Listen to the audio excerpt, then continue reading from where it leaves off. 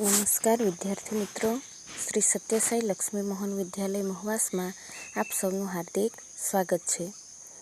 આજે આપણે જોઈશું ધોરણ 11 વિષય સંસ્કૃત અને એમાં આપણો ગદ્ય 14 ચતસ્રો વિદ્યા. ચતસ્રો એટલે 4 અને વિદ્યા એટલે વિદ્યા કે 4 વિદ્યાઓ. આપણે ગમે ત્યાંથી આપણે વિદ્યા મેળવીએ છીએ, પણ અહીંયા જે કૌટિલ્યના મતે, કૌટિલ્ય એ કોણ હતા? ચાણક્ય. તો એના મતે 4 વિદ્યાઓ કઈ છે તેના વિશે શીખવાનું છે. તો આપણે મિત્રો જાણીએ છીએ કે જે ધર્મ નીતિની વિચારણા કરનારા જે ગ્રંથો છે એ ધર્મશાસ્ત્રની અંતર્ગત અને રાજનીતિની વિચારણા કરનારા ગ્રંથો શાસ્ત્રોને અર્થશાસ્ત્રની અંતર્ગત મૂકવામાં આવ્યા છે. તો આ અર્થશાસ્ત્રમાં આચાર્ય ચાણક્ય, કોણ? આચાર્ય ચાણક્ય, જે કૌટિલ્યના અર્થતંત્ર શાસ્ત્રના રચયિતા છે. તમને પૂછાય કે કૌટિલ્ય એ કયું ગ્રંથ રચ્યો? તો અર્થશાસ્ત્ર. બીજા એ કયા નામે ઓળખાય છે? તો ચાણક્ય. તો એ રાજનીતિ શાસ્ત્ર તરીકે પણ ઓળખાય છે કે રાજનીતિ એટલે કે જે રાજા રાજ્ય ચલાવે છે અને એ રાજ્યમાં કેવી રીતે રાજાએ પોતાની પ્રજાને જકડી રાખવાનું છે તેનો અહીંયા ઉલ્લેખ કરવામાં આવ્યો છે. તો મિત્રો, આ અર્થશાસ્ત્રમાં કૌટિલ્યએ આ ચતસ્રો વિદ્યા એટલે 4 વિદ્યાઓ કઈ કઈ બતાવી છે તેના વિશે આજે આપણે શીખવાના છે. એ પહેલાં પ્રથમ પેરેગ્રાફમાં અહીંયા જુદા જુદા મતો આપેલા છે. તો કોના કોના મતો? તો માનવા. આ માનવાહ કોણ છે?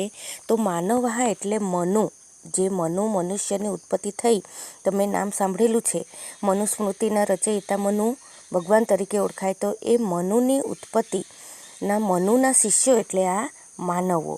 એવી જ રીતે બૃહસ્પતિ અને ત્રીજું છે ઓશનસ. આ ત્રણના મત પ્રમાણે કેટલી વિદ્યાઓ છે? તો માનવના મતે 3 વિદ્યાઓ એટલે મનુના જે શિષ્યો છે એના મતે 3 જ વિદ્યાઓ છે. બૃહસ્પતિના મતે કેટલી વિદ્યાઓ છે? તો 2. કઈ કઈ? વાર્તા અને દંડ. અને જે ઓશનસ એ કોણ છે? તો શુક્રાચાર્ય, દૈત્યગુરુ શુક્રાચાર્ય એ ઉષ્ણસ તરીકે ઓળખાય છે. અને તેમનો જે સ્વીકાર કરે એ બધા જ શિષ્યો કયા નામે ઓળખાય? તો ઓશનસ. તો ઓશનસના જે મત પ્રમાણે અહીંયા કેટલી વિદ્યા છે? એક જ વિદ્યા છે. કઈ? દંડનીતિ. તો અહીંયા માનવોના મતે તમને પૂછાય કે કેટલી વિદ્યાઓ છે? તો 3. કઈ? ત્રયી, વાર્તા અને દંડ. બૃહસ્પતિના મતે 2 વિદ્યાઓ, વાર્તા અને દંડ. અને ઓશનસના મતે ફક્ત દંડ. તો આ વિવિધ મત મુજબ છેલ્લે કૌટિલ્યના મત પ્રમાણે કેટલી વિદ્યાઓ છે? ચતસ્રો વિદ્યા એટલે 4 વિદ્યાઓ. કઈ કઈ? તો કે વાર્તા, આન્વીક્ષિકી, ત્રયી અને દંડનીતિ. કૌટિલ્યના મતે કઈ કઈ? તો પહેલી જોઈએ આન્વીક્ષિકી, બીજી છે ત્રયી અને ત્રીજી છે વાર્તા અને ચોથી છે દંડનીતિ. તો મિત્રો, અહીં કૌટિલ્યના મતે આ આન્વીક્ષકી વિદ્યા એટલે શું? તો યોગ્ય પરીક્ષણ દ્વારા વિષયનું સત્ય દર્શન કરાવતી વિદ્યા અથવા તો તર્ક વિદ્યા કે હેતુ વિદ્યા એક શું છે? આન્વીક્ષિકી તરીકે ઓળખાય. ત્યાર પછી બીજી છે ત્રયી. કઈ છે? કૌટિલ્યના મતે પહેલી વિદ્યા આન્વીક્ષિકી, બીજી વિદ્યા ત્રયી. તો ત્રયી એ શું છે? તો 3 વેદો. કયા કયા? પ્રથમ 3 વેદો ઋગ્વેદ, યજુર્વેદ અને સામવેદ. આ તો એનું સંપૂર્ણ જ્ઞાન હોવું. ત્યાર પછી કૌટિલ્યના મતે ત્રીજી વિદ્યા કઈ છે? વાર્તા. તો વાર્તા એ શું છે? વાર્તા એટલે કે જે કૃષિ એટલે કે ખેતીકામ છે, પશુપાલન છે અને વેપાર વાણિજ્ય છે એનું જે જ્ઞાન આપતી વિદ્યા તે વાર્તા. તમને એક એક વિષય પરીક્ષામાં પણ પૂછાય. આન્વીક્ષકી કોને કહેવાય, ત્રયી કોને કહેવાય, વાર્તા કોને કહેવાય, અને છેલ્લી કૌટિલ્યના મતે તે દંડ નીતિ. તો એ દંડ નીતિ એટલે કે દંડ કે સજા, જેમાં મુખ્ય વિદ્યા હોય. રાજા કોઈ પ્રજા ગુનો કરે અને રાજા દંડ ફટકારે તો જ જે નિરપરાધ કોઈ પણ વ્યક્તિ હોય તો એને સાચવી શકે. તો રાજાએ હંમેશા પણ દંડ નીતિ અપનાવવી જોઈએ. તો અહીં આ 4 પ્રકારની વિદ્યાઓ કઈ કઈ તે ખ્યાલ આવી ગયો. પહેલી આન્વીક્ષકી, બીજી ત્રયી, ત્રીજી વાર્તા અને ચોથી દંડ નીતિ. કોના મતે? કૌટિલ્યના મતે. તો અહીં હવે આપણે અનુવાદ અને એ જ વિદ્યા આપણે વિસ્તારથી આખા પાઠમાં જોવાનું છે. તો જોઈએ અનુવાદ. ત્રયી વાર્તા દંડ નીતિશ્ચ માનવઃ. શું કહે છે? ત્રયી વાર્તા અને દંડ નીતિ. ત્રયી વાર્તા અને દંડ નીતિ એ કોનો મત છે? માનવોનો. વાર્તા દંડ નીતિશ્ચ બ્રાહસ્પત્ય. વાર્તા અને દંડ નીતિ એ બે બૃહસ્પતિના મત પ્રમાણે છે. દંડ નીતિ એકા. દંડ નીતિ એક જ. વિદ્યા ઇતિ ઓષ્ણસઃ. વિદ્યા એ ઓષ્ણસના મતે છે. ચતસ્ર એવ વિદ્યા એતિ કૌટિલ્યશ સા ચ. કે 4 વિદ્યા એ કૌટિલ્યના મતે છે. આન્વીક્ષકી, ત્રયી, વાર્તા, દંડ નીતિ વગેરે.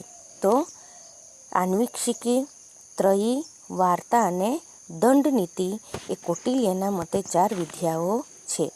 સાંખ્યમ યોગો લોકાયતમ ચ ત્યાં અન્વીક્ષિકી. સાંખ્ય યોગ. અહીંયા સાંખ્ય એટલે કોણ?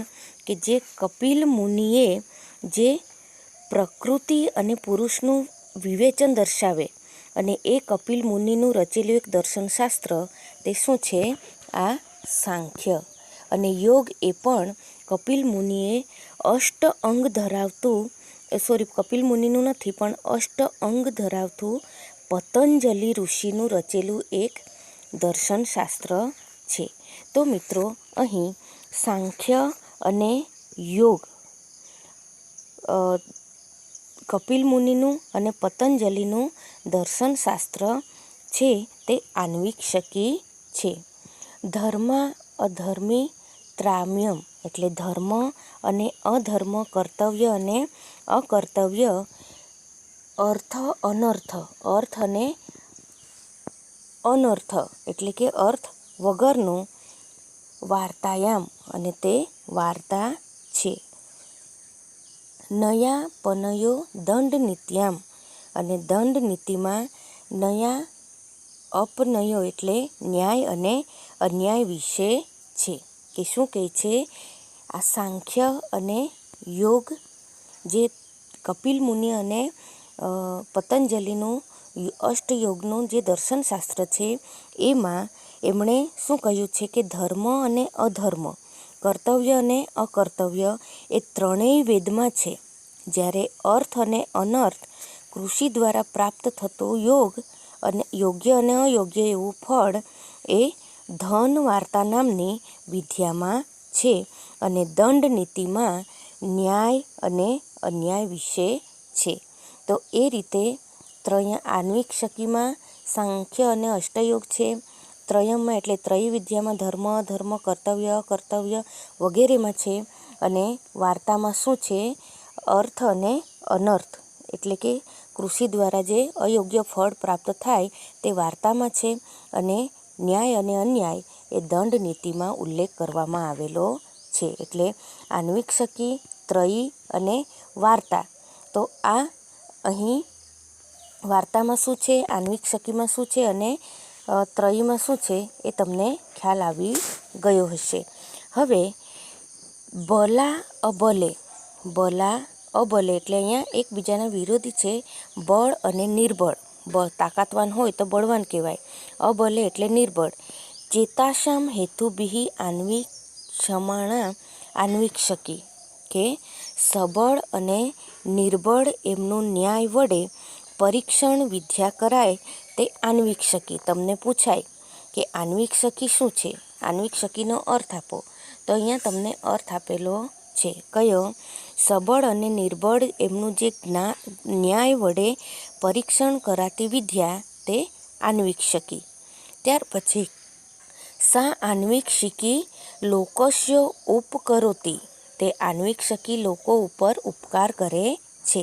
વ્યસને અભ્યુદયે ચ બુદ્ધિમ અવસ્થામ અપી, વ્યસન એટલે અહીંયા જે વ્યસન કરનાર તે નથી, પણ આપત્તિમાં જે પડેલા લોકો છે એના ઉપર શું કરે છે? એને અભ્યુદય એટલે ઉપર લાવે, ઉન્નતિ માટે શું કરે છે? બુદ્ધિમ અવસ્થામ યપી, બુદ્ધિને સ્થાપિત કરે છે. એટલે કે આપત્તિ અને આપત્તિમાં પડેલાને ઉન્નતિ તરફ લઈ જવા માટે બુદ્ધિને પ્રસ્થાપિત કરે છે. પ્રજ્ઞા વાક્ય ક્રિયા વશારધ્યમ ચ કરોતી, પ્રજ્ઞા એટલે બુદ્ધિ, એટલે કે બુદ્ધિ તે આપણે વિચાર કરીએ તો વિચાર અને વાક્ય તથા ક્રિયાને શું કરે છે? સંપન્ન કરે છે.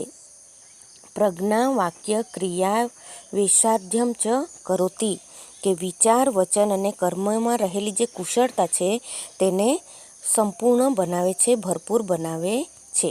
તો તમને અહીંયા આન્વિક શકી શું છે એનો અર્થ અહીંથી મળી જશે કે આન્વિક શકી એ કોઈ પણ ન્યાય વડે પરીક્ષણ કરાતી વિદ્યા છે અને તે વિદ્યા સમાજ ઉપર ઉપકાર કરે છે.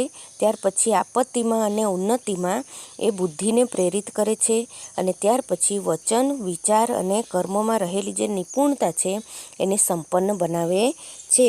તે કઈ વિદ્યા કહેવાય? આન્વિક શિકી વિદ્યા કહેવાય. હવે જોઈએ આગળ. સામ્ય યજુર્વેદા ત્રય્યા રક્ષિતો લોકો પ્રસિદ્ધતિ ચ સિદ્ધતિ. બીજી વિદ્યા કઈ છે? ત્રયી છે ને. પહેલાં આપણે આન્વિક શિકી વિશે જોઈ ગયા. હવે બીજી વિદ્યા કૌટિલ્યના મતે ત્રયી. તો ત્રયીનો અહીંયા અર્થ આપેલો છે. આ ત્રયી શું છે? તો ત્રયી સામ એટલે સામવેદ, ઋગ એટલે ઋગ્વેદ અને યજુર એટલે યજુર્વેદનું જે જ્ઞાન, વેદોનું જ્ઞાન છે એ ત્રણ એટલે ત્રયી. કે શું કહે છે? સામવેદ, ઋગ્વેદ અને યજુર્વેદ, આ ત્રણ એટલે ત્રયી. ત્રયાહી રક્ષિતો, આ ત્રણનું જે રક્ષણ કરે છે અથવા તો ત્રણેયનું રક્ષણ કરતો લોકો એટલે માણસ કે કોઈ પણ સમાજ. પ્રસિદ્ધતિ એટલે પ્રસન્ન રહે છે, ખુશ રહે છે. ન સિદ્ધતિ, કે ક્યારેય દુઃખી થતો નથી. કે સામવેદ, યજુર્વેદ અને ઋગ્વેદ જેની પાસે હોય છે તે પ્રસન્ન રહે છે અને ક્યારેય પણ દુઃખી થતો નથી. આ અમુક વાર સંદર્ભમાં પૂછાય છે કે જે ત્રયી વડે રક્ષાયેલો સમાજ પ્રસન્ન રહે છે અને ક્યારેય દુઃખી થતો નથી. તો કૌટિલ્યના મતે જે 4 વિદ્યાઓ છે એ વિદ્યા પૈકી આ ત્રયી વિદ્યામાં બતાવેલું એક વાક્ય છે. એ રીતે તમે સંદર્ભ લખી શકો. ત્યાર પછી છે વાર્તા. કઈ છે? વાર્તા. તો કૃષિ પશુપાલનીય વાણિજ્યા ચ વાર્તા. તો કૃષિ, પશુપાલન અને વાણિજ્ય એટલે વેપાર, એ શું છે? વાર્તા છે. ધાન્ય પશુ હિરણ્ય કુપ્ય વિષ્ટ પ્રદાના દોપકારિકી. ધાન્ય એટલે અનાજ, પશુ એટલે પશુ, હિરણ્ય એટલે સોનું, કુપ્ય એટલે તાંબુ અને જે વિષ્ટિ એટલે કે ઉદ્યોગ, વ્યવસાય વગેરે જે છે એ આપતી હોવાને શું કહેવાય છે? આ વાર્તા કહેવાય. કે વાર્તા એટલે શું? તો ધાન્ય, પશુપાલન, ત્યાર પછી સોનું, તાંબુ, ઉદ્યોગ એટલે કે વ્યવસાય આપતી હોવાથી આ ઉપકાર કરનારી વિદ્યા એટલે કઈ? વાર્તા. તો ખ્યાલ આવી ગયો આન્વિક શકી શું છે, ત્રયી શું છે અને વાર્તા શું છે. તો અહીં 3 પ્રકારની વિદ્યા આપણે જોઈ. આગળની વિદ્યા કઈ છે? દંડ નીતિ. કઈ છે? દંડ નીતિ. તો કૌટિલ્યના મતે આ દંડ નીતિ શું છે? તો આન્વિક શિકી ત્રયો વાર્તાનામ યોગક્ષેમ સાધનો દંડ તસ્ય નીતિ દંડન નીતિ, કે આન્વિક શકી ત્રયી અને વાર્તાનું વિદ્યા આપતી યોગક્ષેમ સાધન વડે જે રક્ષણ આપનારી વિદ્યા, તસ્ય દંડ નીતિ, તેને દંડ નીતિ છે એવું કહેવાય. એટલે ત્રણે ત્રણનો સમાવેશ ક્યાં થાય છે? દંડ નીતિમાં. તો આન્વિક શકી ત્રયી અને વાર્તાના યોગક્ષેમ સાધન વડે, યોગક્ષેમ સાધન વાળો તે દંડ, એટલે આ ત્રણે ત્રણ જેમાં છે એ દંડ છે. તસ્ય નીતિ દંડ નીતિ, અને તેની નીતિ તે આ દંડ નીતિ છે. સાચ અલબ્ધ લાભાર્થ લબ્ધ પરીક્ષણી રક્ષતવર્ધની બુદ્ધસ્ય તીર્થેષુ પ્રતિપાદની ચ તસ્યામ આયતા લોકયાત્રા તસ્માત લોકયાત્રાર્થો રાજા નિમ ઉદ્યત દંડ સ્યાત. કે ઉપરની આપણે ચારે ચાર પ્રકારની વિદ્યાઓ જોઈ, ત્યાર પછી આ ચારે ચાર વિદ્યાઓ ક્યાં ઉપયોગ કરવાની તેના વિશે કહ્યું છે. સા ચ અલબ્ધ લાભાર્થ, કે અલબ્ધ એટલે અપ્રાપ્ત વસ્તુને મેળવી આપનાર, લબ્ધ લાભાર્થ એટલે જે મળતી નથી એ વસ્તુને મેળવી આપનાર આ વિદ્યાઓ છે. લબ્ધ પરીક્ષણી, અને જે મેળવેલી વિદ્યા છે. લબ્ધ પરીક્ષણી એટલે જે મેળવેલી વિદ્યા છે, વસ્તુ છે, તેમાં શું કરવું જોઈએ? પરીક્ષણી, તે રક્ષણ કરવું જોઈએ. ત્યાર પછી રક્ષિત વર્ધની, રક્ષાયેલુંને વધારનારી, બુદ્ધસ્ય તીર્થેષુ, અને વૃદ્ધસ્ય તીર્થેષુ એટલે વૃદ્ધિ પામેલાને, તીર્થશિવ એટલે તીર્થરૂપ પવિત્ર સ્થળોમાં પ્રતિપાદની એટલે યોગ્ય રીતે પ્રતિપાદન એટલે કે આપવું જોઈએ. તસ્યામ આયતા લોકયાત્રા, અને તે લોકયાત્રા એટલે લોક વ્યવહારમાં શું કરવું જોઈએ? રહેલો છે.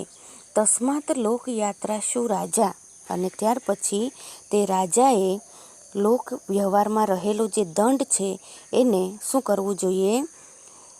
નિત ઉદ્યત દંડ. નિત ઉદ્યત દંડ એટલે હંમેશા દંડ આપવામાં રાજાએ પ્રવૃત્ત રહેવું જોઈએ. આખો અનુવાદ જોઈએ કે જે દંડ નીતિ છે તે અપ્રાપ્ય વસ્તુને શું કરે છે? મેળવી આપનાર છે, અને પ્રાપ્ત વસ્તુનું રક્ષણ કરનારી છે. ત્યાર પછી રક્ષાયેલી જે વસ્તુ છે તેને વધારનારી છે. તેમાં વૃદ્ધિ પામેલાને તીર્થ સ્વરૂપમાં કે તીર્થ સ્થળોમાં યોગ્ય રીતે એને પ્રસ્થાપિત એટલે એને આપવી જોઈએ. ત્યાર પછી તેને લોક વ્યવહારમાં રહેલો છે, તેથી રાજાએ દંડ આપવા માટે સતત પ્રવૃત્તિશીલ રહેવું જોઈએ. તો મિત્રો, અહીં આ દંડ નીતિ એ રાજા માટે ઉપયોગી છે. ત્યાર પછી રાજા વાર્તાયા પ્રાપ્તેન કોશેન